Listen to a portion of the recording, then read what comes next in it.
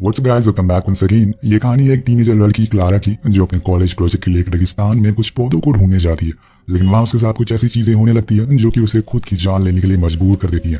तो कहानी शुरू होती है क्लारा से, जिसे कुछ दिन पहले ही पता चला है कि एक रेगिस्तान के किनारे कुछ ऐसे प्लांट्स उग रहे हैं जिससे नशे की चीजें बन सकती है, और इसीलिए वो उन पौधों को ढूंढने के लिए सीधा रेगिस्तान की धूल में पहुंच जाती है और उसे कुछ सैंपल अपने पास रख लेती है। वहीं दूसरी ओर हम एक अनजान शख्स को देखते हैं जो किसी की लाश को उसी एरिया में निकाल रहा था, और फिर वो किसी अनजान शख्स को कॉल करता है और कहता है कि इसका काम खत्म हो गया, अब हमें एक दूसरा पायलट चाहिए। अब इसके पीछे की क्या स्टोरी है ये आपको कहानी के आखिर में पता चल जाएगी। अगले दिन क्लारा फिर से उस प्लांट के और सैंपल लेने के लिए निकलती है। इस बार वो काफी दूर आ चुकी थी, लेकिन आने पर भी उसे कुछ नहीं मिलता। तभी हम एक एरी नाम की लड़की को देखते हैं जो कि बाइक राइड कर रही थी। एरी असल में यहाँ के शेरिफ की बेटी है। वो क्लारा को देखकर शौक थी कि आखिर वो इस सुनसान बिहड़ में क्या कर रही है।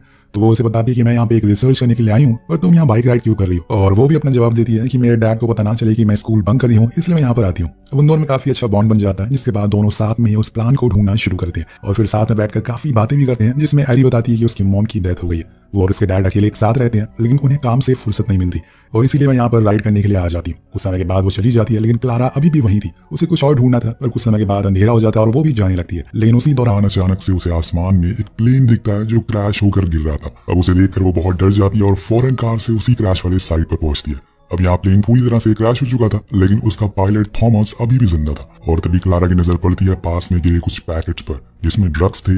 पहले तो वो उसे बचाने की सोच रही थी उस पायलट को, लेकिन अब वो समझ जाती है कि ये आदमी किसी तरह का स्मगलर है और इसीलिए यहाँ से भाग जाना इस समय सही होगा। वो कार स्टार्ट करती है, लेकिन इससे पहले कि वो भाग पाती, थॉमस उस पर गोलियां चलाना शुरू कर देता है, जिसकी वजह से उनकी कार एक गड्ढे में फंस जाती है। अब यहाँ क्लारा थॉमस के कब्जे में थी, वो जो चाहे उसके साथ कर सकता है। लेकिन यहाँ क्लारा दिमाग लगाती है और कहती है कि तुम्हें पता भी है तुम इस समय कहाँ पर हो। वो कहता है कि नहीं, तुम बताओ कहाँ पर हो। तो क्लारा बोलती है कि मैं तुम्हें तुम्हारी मंजिल तक पहुंचा सकती हूँ, यहाँ से रोड कुछ ही दूरी पर है, क्योंकि मुझे इस जगह के बारे में अच्छे से पता है।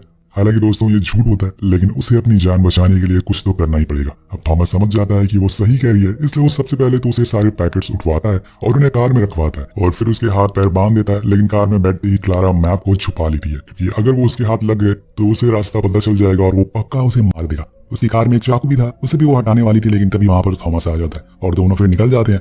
उधर हम वही अनजान शख्स को देखते हैं जो कि सप्लायर है। वो कहीं फोन लगाकर कहता है कि अभी तक प्लेन क्यों नहीं आया। तो मुझे पता चलता है कि वो तो कब का निकल चुका है। ये आदमी जिसका नाम जॉर्ज है, वो थॉमस को ढूंढने के लिए निकल जाता है अपने पार्सल के पीछे। यानी कि अब ये कहानी तीन लोगों के इर्द गिर्द घूमती है, थॉमस, जॉर्ज और क्लारा। वहाँ क्लारा थॉमस से पूछती है कि जब हम सैल्टन सिटी पहुंच जाएंगे तो वहां जाकर क्या तुम मुझे छोड़ दोगे, लेकिन वो कुछ जवाब नहीं देता, जिससे कि उसके मन में डर और बढ़ने लगता है। तो वो कहती है कि मेरे पास 2 बैग्स हैं, तुम वहां पहुंचने पर उन पैकेट्स को उस बैग में रख देना और फिर अपने रास्ते चले जाना। मैं प्रॉमिस करती हूँ कि मैं ये बात किसी को नहीं बताऊंगी। और यहाँ थॉमस उसकी बात का कोई जवाब नहीं दे रहा था और उसे किसी और बात की टेंशन थी। उसकी चुप्पी से क्लारा और घबराने लगती है और कहीं वो उसे मार ना दे, और इसी चक्कर में वो पैनिक हो जाती है और हो जाता है कार का एक्सीडेंट। यानी कि अब आगे का जितना भी रास्ता है इन्हें पैदल ही तय करना होगा।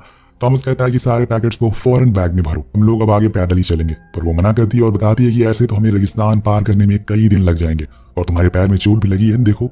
लेकिन वो कुछ नहीं सुनता और बस निकल जाता है। और जाने से पहले क्लारा उस चाकू को अपने सॉक्स में छुपा ली थी अपनी सेफ्टी के तौर पर। वहीं दूसरी ओर हम देखते हैं कि अब जॉर्ज ने ट्रक खड़ी कर दिया और वो अपनी कार से रेगिस्तान के चारों ओर चक्कर लगा रहा है ताकि उसे वो प्लेन और पैकेट्स मिल सके। अब वो उन पैकेट्स के लिए किस हद तक जा सकता है ये हमने कहानी की शुरुआत में देख लिया था। सीन शिफ्ट होकर पहुंचता है थॉमस और क्लारा पर, जो पूरी रात बस पैदल ही चलते रहते हैं। लेकिन अब इनके ऊपर सूरज अपना कहर बरपा रहा है, जिसकी वजह से इनकी हालत अब खराब हो रही है। यहाँ थॉमस और चलने को कहता है क्योंकि उसे जल्दी से उस जगह पर पहुंचना है, पर क्लारा की हिम्मत ने जवाब दे दिया, इसलिए वो वहीं रुककर थोड़ा आराम करने को कहती है। कुछ खून के धब्बे भी थे और तभी वहां पर 2 राइडर्स आ जाते हैं जो उसे पूछते हैं कि वो ट्रक किसका है, तुम यहाँ क्या कर रहे हो। वो लोग थोड़ा पानी पीते हैं, पर जब थॉमस सूसू करने के लिए जाता है तो क्लारा इसी का फायदा उठाती है और वहां से भागना शुरू कर देती है। यहाँ उसे लग रहा था कि वो खुद की जान बचा लेगी, लेकिन होता इसका उल्टा है। ऐसा करके उसने थॉमस को और ज्यादा चौकन्ना कर दिया था। अब वो उसे कुछ ही देर में पकड़ लेता है और अब तो उसने उसके दोनों हाथों को भी बांध दिया है, उसके ऊपर बैग को ला दिया है जो कि काफी भारी है। उधर हम शेरिफ एलेक्स को देखते हैं जो कि एरी के डैड है। जिन्हें न्यूज से पता चलता है कि बोरेको के रेगिस्तान में लोगों को एक लाश मिली है, जिसे कुछ जानवरों ने जमीन से बाहर निकालकर आधा खा लिया। उसी दौरान उसे एरी भी मिल जाती है जो कि अपने स्कूल जा रही थी, लेकिन उसने हेलमेट नहीं पहना था, जिस वजह से उसे बहुत डांटती भी है। लेकिन यहाँ पे एरी उसे कुछ खास रिस्पांस नहीं देती, जिससे ये साफ पता चलता है कि इन दोनों के बीच में उतनी खास बॉन्डिंग नहीं है जितनी होनी चाहिए। इसी दौरान एलेक्स के पास हॉस्टल से कॉल आता है कि क्लारा 2 दिन से हॉस्टल नहीं आई है। ये नाम सुन के एरी फौरन कहती है कि अरे मैं तो क्लारा से कल ही मिली थी, हमें इसे जल्दी से ढूंढना चाहिए, बहुत ही अच्छी लड़की है वो। दोनों इसके हॉस्टल जाते हैं, लेकिन वहां पर उन्हें क्लारा कहीं दिखाई नहीं देती। हालांकि उसका सामान तो वहीं पर था, लेकिन वो गायब थी, जिससे ये साफ पता चल रहा था कि उसके साथ कुछ तो हुआ है। लेकिन यहाँ पे एलेक्स अपनी बेटी को स्कूल भेज देता है, क्योंकि उसे लेकर वो इतने बीहड़ इलाके में घूम नहीं सकता। वहीं दूसरी ओर जॉर्ज, जो कि बड़ी ही मुसीबतों के बाद उस क्रैश प्लेन के पास पहुंच जाता है, जहां पर उसे बचे हुए पैकेट्स भी मिलते हैं और साथ में कुछ गोलियों के शेल भी। ये सब देखकर वो समझ जाता है कि जरूर यहाँ पे कुछ तो हुआ है, लेकिन इतना तो कंफर्म है कि थॉमस अभी भी जिंदा है और इसीलिए वो उसे ढूंढ के रहेगा। उसकी नजर जमीन पे लगे टायर्स के निशान पर पड़ती है, जो कि असल में उसे क्लारा की ओर लेकर जा रहे थे। और कुछ ही दूर जाकर उसे वो कार भी मिल जाती है जिसके चारों गेट खुले थे और उसमें क्लारा का सामान भी था। जॉर्ज उनसे झूठ बोलता है कि वो उसे आते हुए दिख गया। क्या उन दोनों ने किसी और को देखा है आसपास? वो दोनों पुलिस को कॉल करने की बात करते हैं और ये बात जॉर्ज को पसंद नहीं आती, इसलिए वो दोनों को मार देता है और उसकी कार के पास छोड़कर चला जाता है। अब उसका एक ही मोटिव है, उसे कैसे भी करके थॉमस को उन पैकेट्स को ढूंढना है, क्योंकि उसमें करोड़ों का सामान है। और वहाँ थॉमस के पैर में जो चोट लगी थी उसने अब इन्फेक्शन होना शुरू हो चुका था, इसलिए वो सही से चल नहीं पा रहा था। क्लारा कहती है कि क्यों ना हम यहीं पर रुककर थोड़ा आराम करें, लेकिन यहाँ पे थॉमस को जॉर्ज का अंदेशा है। उसे अच्छे से पता है कि वो उसे ही ढूंढ रहा होगा और इसी कारण वो यहाँ पर रुक नहीं सकता। लेकिन क्लारा उसे समझाती है कि अगर हम लोग चलते रहे तो धूप और इन्फेक्शन से मारे जाएंगे, या फिर हमें अपने रास्ते को चेंज करना होगा क्योंकि आगे कोई पहाड़ नहीं है। अब थॉमस यहाँ पर कहीं ना कहीं थक चुका था, इसलिए वो मान जाता और वहीं छांव में दोनों आराम करने लगते हैं। अब क्लारा उसे पूछती है कि तुम्हारा प्लेन आखिर क्रैश कैसे हुआ। वो बताता है कि इंजन स्टॉप होने की वजह से। वो प्लेन अच्छा नहीं था, हम छोटे प्लेन इसलिए उड़ाते हैं क्योंकि वो रडार पर नहीं आते। अब सीन कट होता है और हम एलेक्स को देखते हैं, जिसे अपने लोगों से पता चल चुका था कि आखिर किस जगह पे क्लारा की कार है, इसलिए वो फौरन वहां पहुंचता है और कार के पास उसे वही 2 राइडर की लाश मिलती है, जिससे वो समझ जाता है कि ये जरूर बहुत बड़ा गेम चल रहा है। अब यहाँ से वो वापस अपने स्टेशन जाने लगता है, लेकिन तभी उसे वहां जॉर्ज के कार के टायर के निशान दिख जाते हैं। अब वो जॉर्ज का पीछा करना शुरू करता है। वहीं दूसरी ओर जॉर्ज एक ऊंची पहाड़ी पर खड़ा होकर उन दोनों को ढूंढ रहा था। तभी उसे एलेक्स की कार दिख जाती है तो वो फौरन ऊपर जाने लगता है, लेकिन एलेक्स को पता चल गया था, इसलिए वो भी अब तैयार था। इतने में उसके हाथ में एक गोली लगती है जो कि जॉर्ज ने चलाई थी। इसी चक्कर में उसका नेम बैंड भी वहीं गिर जाता है, उसका पैर फिसल जाता है और वो जाकर एक खाई में गिरता है। लेकिन जॉर्ज उसके पास आकर देखता है तो उसे सिर्फ वहां ऊंची ऊंची खाइयां दिख रही थी।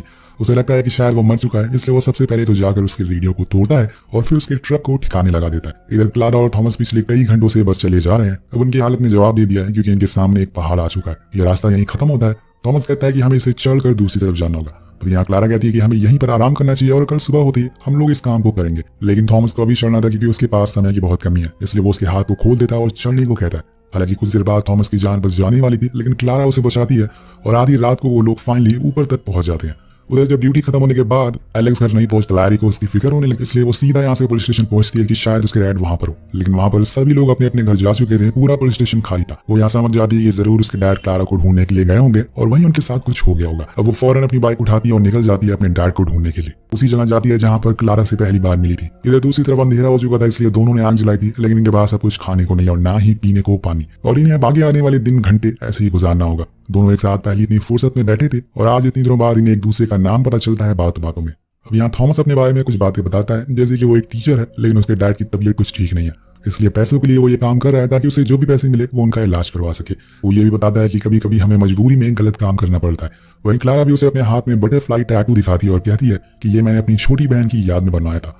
उसकी पिछले साल मौत हो गई, लेकिन सभी लोग उसका जिम्मेदार मुझे मानते हैं, क्योंकि उस समय मैं उसके साथ थी। उन लोगों के लिए ये सब बातें मुझे इतना दर्द देने लगी हैं कि मैंने अपना घर छोड़ दिया और तब से मैं ऐसे ही भटक रही हूँ। वेल, ये सीन देखकर हमें एक लाइन याद आती है कि डोंट जज a book by its cover. अब यहाँ दोनों दिल के अच्छे थे, लेकिन उनकी मजबूरी ने उन्हें यहाँ तक पहुंचा दिया। उधर हैरी अपने डैड को बेताबी से ढूंढ रही है, लेकिन उन्हें वो कहीं भी दिखाई नहीं देते।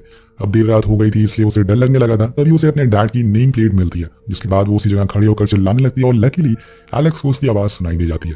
वो भी उसे आवाज लगाता है और कुछ इस तरह से दोनों एक बार फिर से मिल जाते हैं।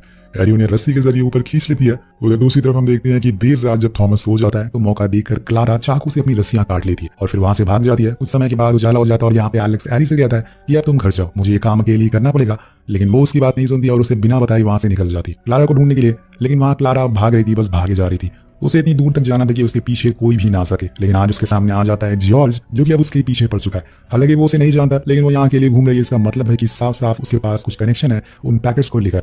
अब क्लारा ऊंची चट्टानों के बीच में भागना शुरू करती है। उसके पीछे पड़ा था जॉर्ज, लेकिन इस बार उसका सामना हो जाता है थॉमस से। वो भी यहाँ पहुंच चुका था। वो उसे कुछ नहीं कहता, बल्कि उसकी आंखों में देखता और कहता है कि जाओ यहाँ से भाग जाओ, और खुद जाकर जॉर्ज के सामने खड़ा हो जाता है, क्योंकि इन सब में वो क्लारा को घसीटना नहीं चाहता। लेकिन जॉर्ज तो क्लारा को मारना चाहता है, क्योंकि अब उसे उन पैकेट्स के बारे में पता चल चुका है। पर थॉमस कहता है कि उसे जाने दो, मैं तुम्हारे सारे पैकेट्स लेकर आया हूँ, ये लो और मुझे जाने दो, क्योंकि मेरी फैमिली वहां मेरा इंतजार कर रही है। तब जॉर्ज कहता है कि मेरी भी फैमिली वेट कर रही है, लेकिन पिछले 15 सालों से मैं उनके पास नहीं गया और ना ही तुम जा पाओगे। ये बोलकर वो उसे शूट कर देता और सारी बैग लेकर भाग जाता है। यहाँ क्लारा भी फ्री हो चुकी थी, लेकिन बाहर निकलते समय उसे हैरी की बाइक दिख जाती है, जिसका ये साफ मतलब है कि वो अंदर ही है और खतरे में है। इसलिए वो हैरी के लिए दोबारा अंदर जाती है और देखती है कि जॉर्ज ने हैरी को पकड़ रखा है। वो उसे छुड़ाने की कोशिश करती है, लेकिन जॉर्ज गोली चला देता है जो जाकर उसके पेट में लगती है और वो गिर जाती है। अब इसी का फायदा उठाकर एली जॉर्ज को धक्का दे देती है, जिसकी वजह से वो जाकर एक पत्थर से टकरा जाता है और मौका देखकर वो फौरन क्लारा को उठाती है और अपनी बाइक पर बिठा लेती है और यहाँ से सीधा भागना शुरू करती है। लेकिन यहाँ जॉर्ज के सर पर खून सवार हो चुका था, वो पागलों की तरह के पीछे पड़ चुका था। तब यहाँ एंट्री होती है एलेक्स की, जो उस पर गोलियां चलाना शुरू कर देता है। लेकिन इन गोलियों के बावजूद वो उन दोनों का पीछा नहीं छोड़ता और इसी वजह से एली बाइक की स्पीड तेज करती है। लेकिन इतने में पीछे बैठी क्लारा नीचे गिर जाती है। यहाँ पे जॉर्ज को मौका मिल जाता है, वो बिना कुछ सोचे समझे केरोसिन की कैन पूरी एली के ऊपर खाली कर देता है, क्योंकि अब वो उसे जिंदा जलाने वाला था। लेकिन तभी क्लारा को होश आता है और वो उन पैकेट्स में आग लगा देती है। अब ये देखकर जॉर्ज पागल हो जाता है और खुद को रोक नहीं पाता। वो उस आग में कूद जाता क्योंकि वो पैकेट उसे खुद की जान से ज्यादा कीमती लग रहे थे। वो आग बुझा तो नहीं पाता, लेकिन हाँ उसमें जलकर जरूर मारा जाता है। तभी वहाँ एलेक्स भी आ जाता है और अपनी बेटी को सही सलामत देखकर उसे गली से लगा लेता है। इधर क्लारा भी ठीक थी, तभी उसे अपने साइड में वही नशे का पेड़ मिलता है जिसके लिए वो यहाँ तक आई थी, पर उसके साथ कुछ और ही हो गया। आपको क्या